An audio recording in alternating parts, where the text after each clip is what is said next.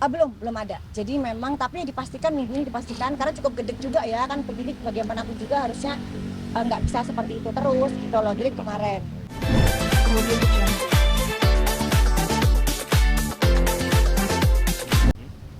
supaya proses hukum dikawal oleh Barreskrim nih, karena pada waktu itu kan ada penyitaan barang-barang yang dianggap berbahaya, termasuk salah satunya menurut sumber pemberitaan adalah milik BRL. Itu makanya ketika dia berbicara tentang saya melaporkan tidak dengan bukti, dengan artikel, ya memang saya tidak pernah melaporkan BRL, ya kan? Karena saya memang hanya proses mengawasi jalannya proses hukum. Sama dengan hari ini, kebetulan kami tadi sudah berbincang-bincang ya dengan Doktip segala macam, termasuk ada pembahasan terkait dengan TPPU, ya dok ya? betul. Benar. Jadi pada hemat saya TPPU harusnya itu tidak harus menunggu ada laporan. Kalau memang itu TPPU adalah tindak pidana, harusnya itu bagian daripada pengembangan di dalam penyelidikan dan di dalam penyidikan. Kan semua kita tahu bahwa proses penyelidikan itu mencari suatu peristiwa ini tindak pidana atau bukan. Kalau ada tindak pidana berarti ini naik menjadi penyidikan. Baru dicari nih alat buktinya, siapa tersangkanya. Kan begitu ya Pak ya. Nah ketika ini ditemukan kemudian adanya TPPU, ya harusnya jangan menunggu laporan dong, harusnya langsung diproses juga. Contoh kayak narkoba kan ada pengembangan, kayak teroris kan ada pengembangan, kan tidak pada melulu si tersangka. Ya, jadi di sini Dokter tambahkan ya. Jadi memang Dokter ada beberapa informasi diduga memang dari penyidiknya juga. Jadi mengatakan bahwa sebenarnya TPPU meskipun terlihat dengan jelas pun tidak bisa masuk. Kenapa? Karena laporannya Dokter itu bukan atas nama TPPU, tapi atas perlindungan konsumen dan undang-undang kesehatan. Nah, di sini Dokter cukup kecewa juga. Kenapa kok pasal TPPU yang sudah sebenarnya juga bisa masuk ke dalam sini tidak dikenakan hanya karena pelaporan awalnya tidak ada pasal penipuan atau TPPU. Nah, padahal sebenarnya bisa gitu ya. Jadi dengan pengembangan penyidikan itu pasal tersebut bisa dimasukkan. Kenapa kok pada kasus-kasus lain seperti kasus narkoba atau yang lain kok bisa masuk gitu. Sementara kasusnya ini kok seolah terhenti hanya khusus di pasal seperti yang dilaporkan. Kan nggak adil gitu. Nggak adil banget wahai penyidik.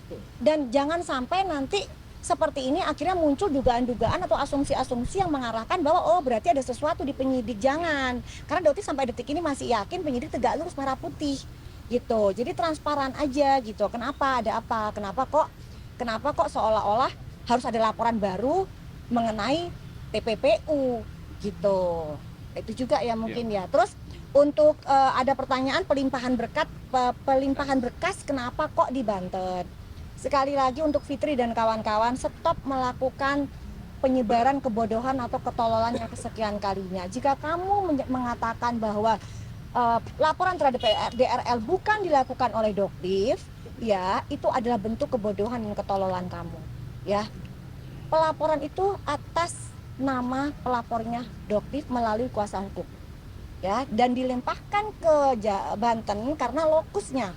Itu rumahnya Dokter ada di Banten, di Tangerang, iya Provinsi Banten. Jadi itulah alasannya. Jadi jangan lagi nanti ada kayak, oh kenapa kok di Banten? Berarti ada sesuatu nih Polda, nggak ada. Ya nggak ada. Makanya Dokter sampai detik ini masih berpikiran yakin positif Polda Metro Jaya tegak lurus, tidak ada, termasuk wilayah hukum Polda Metro. Ya termasuk dalam wilayah hukum Polda Metro. Jadi tidak ada. Ya tapi Dokter mohon ada pengembangan penyidikan di mana buktinya sudah terang benderang kok. Gitu ada keterlibatan saudara DRE dan keluarganya di sini. Tapi seolah-olah kok diabaikan gitu. Dan Dokter berharap ayo sama-sama kita ungkap bareng-bareng dengan pengawalan masyarakat gitu. Karena sudah jelas banget terang benderang seperti itu ya.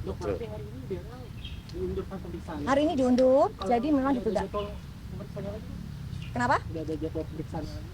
Belum ada. Jadi memang tapi dipastikan minggu ini dipastikan karena cukup gede juga ya kan penyidik bagaimanapun juga harusnya nggak bisa seperti itu terus gitu loh. Jadi kemarin. Mungkin dok. Iya, jadi ini salah satu lah, ini salah satu cara. Kalau dokter lihat ini salah satu caranya Teska untuk mundur. Maaf, memundurkan waktu ya, karena ini dia tahu sih akibatnya akan terjadi penyitaan. Jadi yang dia takutkan kan penyitaan terhadap akunnya dia ya, dan ini akan terjadi. Jadi salah satu triknya dia, sementara kan dokter begitu dipanggil ya dokter datang ya gitu. Jadi kooperatif gitu loh, dokter kasih, dia minta ini ya udah dokter kasih. Kalau dia kan berbeda banget ini, yang dia lakukan selalu mundur, dan hari ini pun seharusnya dilakukan pun dia mundur dengan alasan tidak bisa memberikan keterangan karena tidak dihadiri oleh lawyer seperti itu. Ya cukup kecewa karena memang, tapi setidaknya kalian bisa lihat ya bagaimana sikapnya dokter dengan dia, yang dokter sangat kooperatif, tetapi dia berusaha untuk mundur. Masih aktif nggak sih akun medsosnya? Masih sih dokter lihat, cuman masih aktif sih, masih aktif. Kan kemarin juga dia live diwakili oleh istrinya kan, masih live juga seperti itu. Yang seharusnya memang sudah ada penyitaan. Gitu. Oke, thank you Pak Adi. Pak, ada lagi? Udah cukup ya. Yuk. Hari ini yang jelas kita bakalan menghadap ke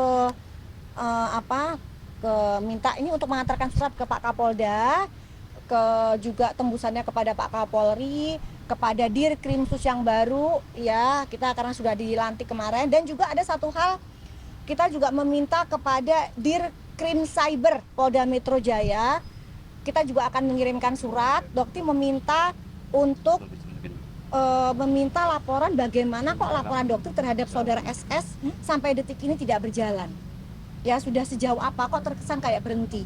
Nah ini ada apa ya, dokter berharap ayolah terbuka, terus jangan ada pilih kasih gitu loh.